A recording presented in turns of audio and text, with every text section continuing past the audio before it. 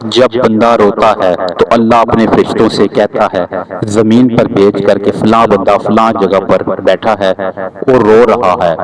اسے تسلی دو، اسے چپ کراؤ۔ فرشتے آتے ہیں، زمین پر اترتے ہیں، اس انسان کو چپ کرانے کی کوشش کرتے ہیں،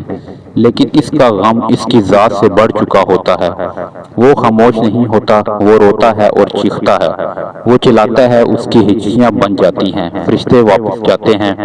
اور کہتے ہیں یا باری تعالیٰ، وہ انسان چپ نہیں ہو رہا، وہ روئے جا رہا ہے، جانے اسے ایسا کیا دکھ ہے، ایسا کیا غم ہے جو اس کی ذات کے اندر موجود ہے کہ وہ چپ نہیں ہو رہا۔ ہم نے بہت اسے چپ کرانے کی کوشش کی،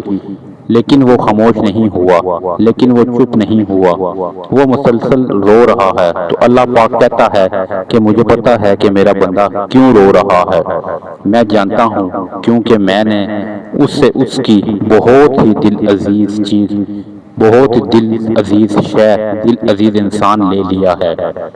اور اسے اس بات کا غم ہے، اور اسے اس بات کی غم کی وجہ سے اس کا کلیجہ پھٹا جا رہا ہے اور وہ رو رہا ہے۔ لیکن میں ہی اپنے بندے کے دل میں یہ بات ڈالوں گا کہ اس سے بہتر عطا کروں گا جو اس سے چھین گیا ہے، اور کہہ دو میرے بندے سے کہ اپنے رب کی رحمت سے مایوس نہ ہو جانا۔ اور جب میں نے یہ تحریر پڑھی تو میں نے پہلے اسے عقل کے پیمانوں پر دیکھا کہ ایسی بات بلا خدا باری تعالیٰ